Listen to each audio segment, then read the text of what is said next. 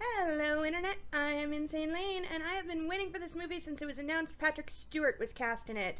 So here it is, the Emoji Movie, IMNSHO.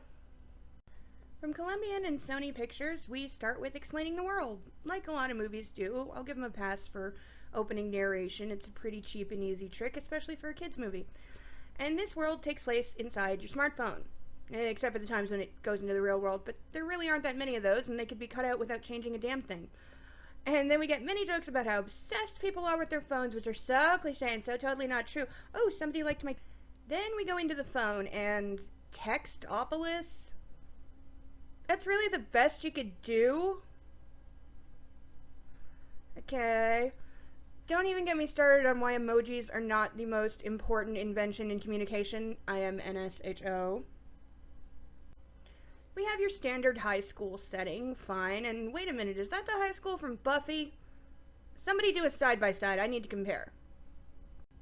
The emoji animations are all very cute. I don't recognize all of them. I should probably mention I'm an Android user who's never had an iPhone, so yeah, but I get most of them. So here's where the movie's really confusing, and they never resolve or explain this, and it just gets worse. Emojis apparently can only have one expression. Whatever expression they're supposed to be, that's all they can ever display on their face. However, there's a concept of them having to learn how to do it, and growing up, and having parents, and somehow they can choose to make other expressions, because they all do, and yet the one emoji that can actually do other emojis is somehow not normal. The others can't. They can have expressions, but not copy other emojis, but he can, and I don't know. Whatever. Movie goes on with many cliche and tired and stereotypical and possibly racist jokes later. Finally, about 15 minutes in, something resembling a plot pops up. This kid is being bullied by everybody. Okay, he's different. He's the outcast, so everyone is bullying him, including his parents. And again, the concept of emojis have parents? Does that mean they're born?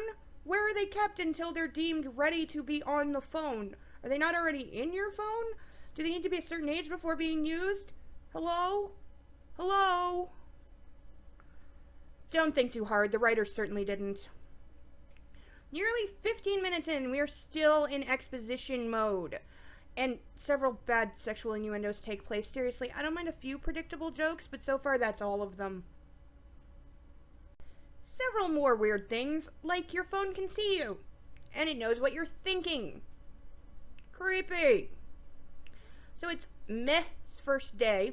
He gets put in a cube, and wouldn't you know it, he gets selected, but he just can't hold his Meh face, and he goes crazy and makes an emoji that doesn't exist, which causes the user of the phone, who is no way important to this movie and could not exist and have the same movie, to send the weird emoji to the girl he kind of likes, causing her to not text him back, which is apparently the end of the world. We're told that apparently, yes, all emojis are supposed to be automatons, basically, even though we see them making other expressions. No, they all only do their one emoji, and that's it, and everyone must conform. Yeah. They determined that, Meh, even though it's his first day, he's nervous, and he's only like 10 years old. They actually say this, he's like 10. He screwed up. Yeah, and apparently screwing up means you're a malfunction. Yeah, they call the different kid who's a little strange, a little out there, who just wants to be himself and express himself, yeah, he's a malfunction. Great message for kids. And his parents went to the Frozen School of Parenting, so their answer is that he should be locked away until he's either somehow cured or nobody will ever have to look at his freakishness ever again. Again, great message for kids. So good. Gene decides he doesn't want to be locked up forever, so he goes to face the boardroom, where he's told again that he's a malfunction and that he's going to be deleted. So yeah, they murder small children in this world. Always good to borrow from Hunger Games when you're appealing to small children. Thankfully, James Corden's in this movie, and he knows a secret place they can hide. And there's more filler, and they're off to find a hacker, because apparently that's the cure to everything. Yeah, the cure for Meh's problem of not being able to hold his Meh face is they'll reprogram him. They'll just wipe out all of his individuality and all the things that make him different so that he, too, will become an automaton with only one expression and be meh forever. If they were going for the gay analogy, this is the equivalent of saying conversion camps are the answer. Shoot me now.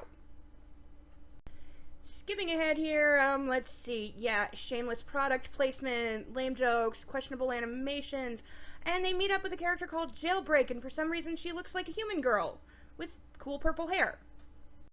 Moving right along, more shameless product placement, and oh my god, they really went there.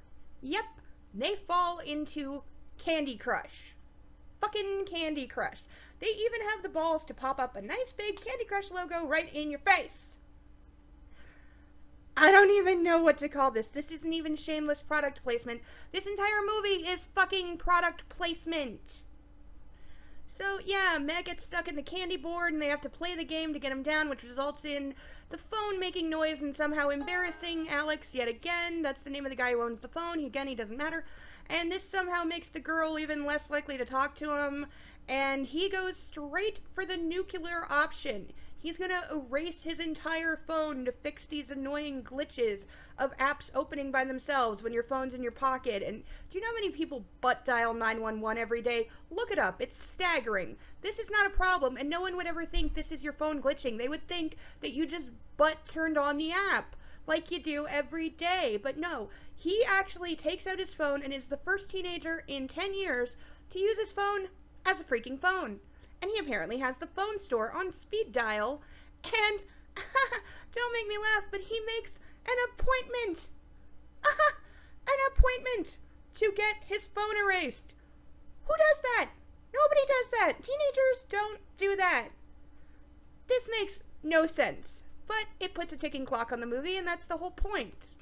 Now the malfunction that is meh must be erased before the whole phone is erased, because somehow if the tech support find a malfunction, then they'll erase the phone, but if they can delete meh before then everything will be saved. It makes no fucking sense, and it makes a lot less sense later. Let's see, shameless plug, being literally forced to watch YouTube on bad green screen inside an animated movie. How do you fuck that up? More shameless plug, some dance whatever fucking app to waste more goddamn time. Really, we're over halfway through this movie, and I could recut this movie into, like, 4.5 minutes.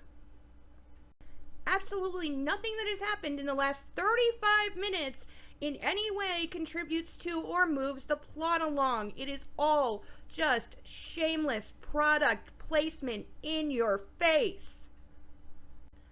Now we have even more wasting time in the middle of the wasting time, because they've lost High Five, James Corden, and he's been sent to the trash. And this movie is really depressing. Seriously, this movie is just sad and lame and boring all the time. And more shameless plugging and filler, because of course they have to go back and rescue him because he's our friend. And friends stick together, because that's a message we're cramming into this movie for no goddamn reason, with no justification whatsoever. And they try to make it be something later, and it just doesn't work. It doesn't work here either, but we find out that Jailbreak, the cool emoji with the purple hair, oh no, she's actually the princess. Yeah, there was some BS about a princess who escaped into the cloud, but apparently she didn't. But she ran away and disguised herself because she hated the lack of options for female emojis.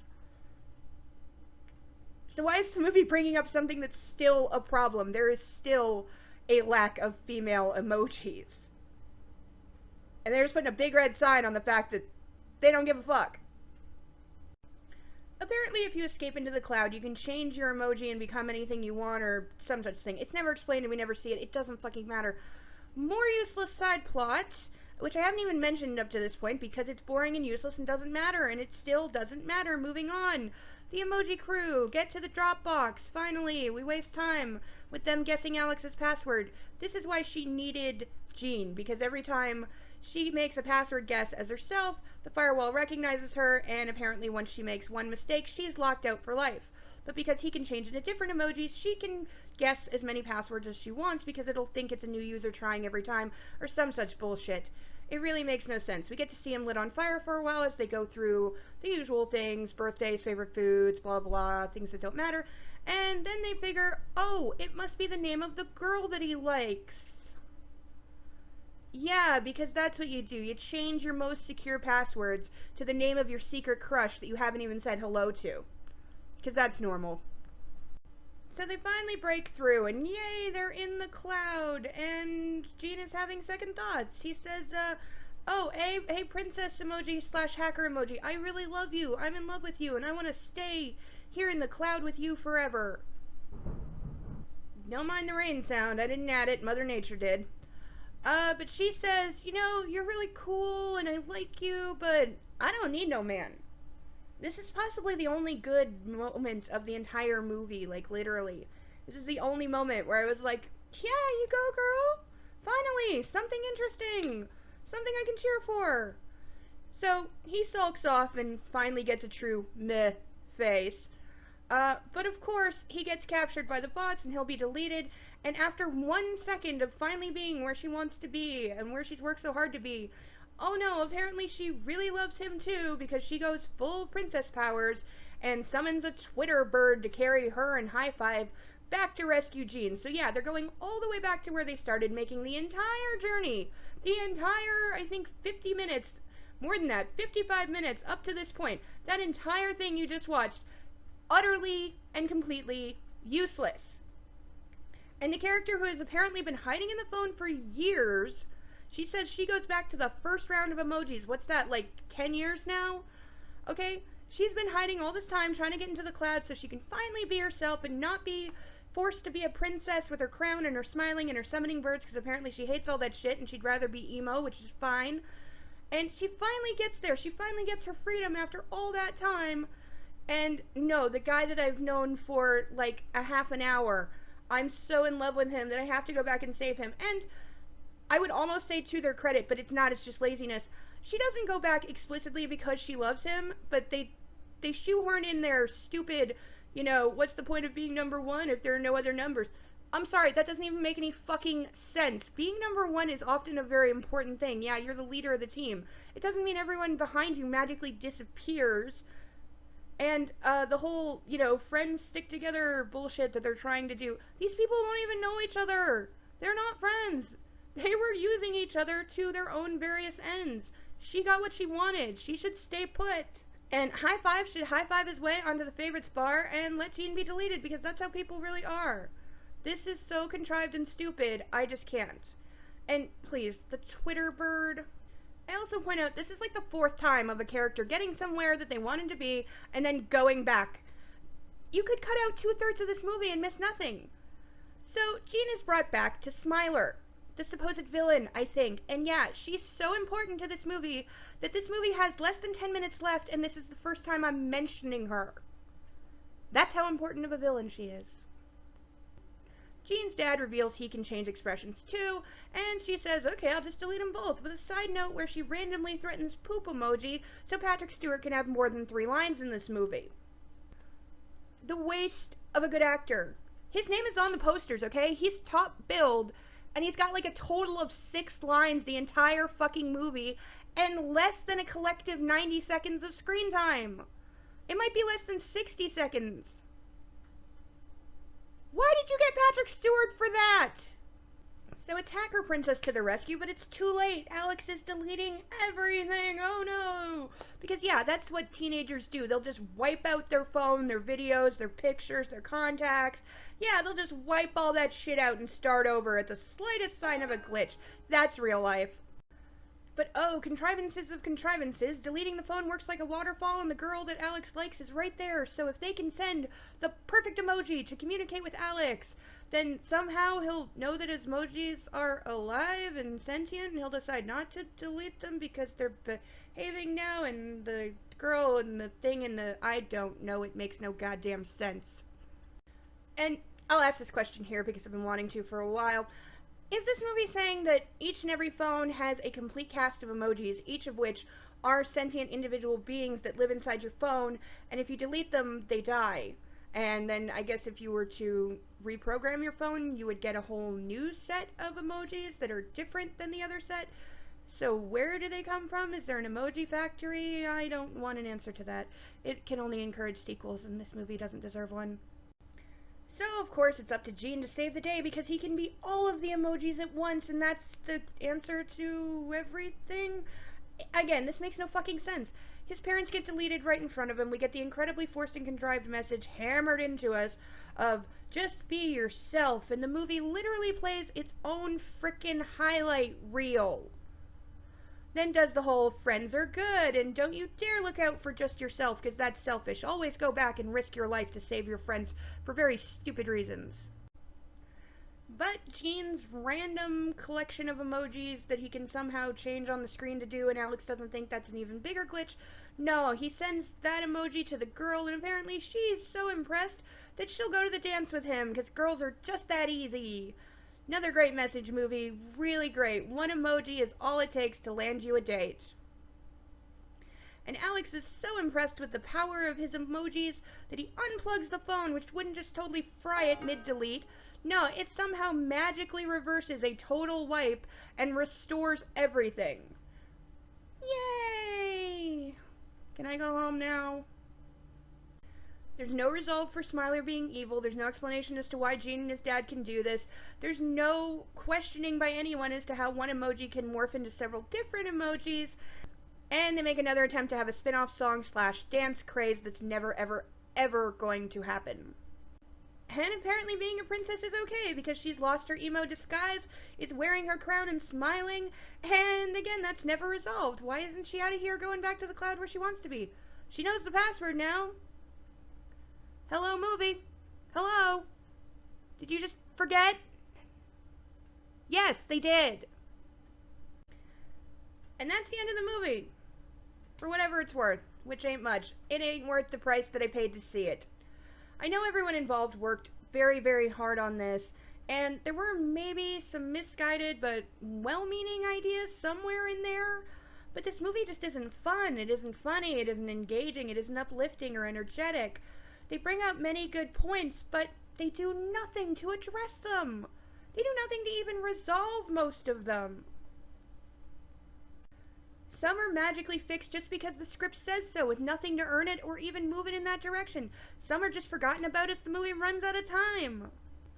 This movie is such a waste of space that it is 95% filler, product placement, and hype, and that's it. They have some good plot elements. They even have some good ideas for characters, but they use none of it. This movie is mindless and boring. Sorry to say, the Emoji Movie gets a non-ironic from me. I am Insane Lane, and that was the Emoji Movie. IMNSHO. Bye-bye.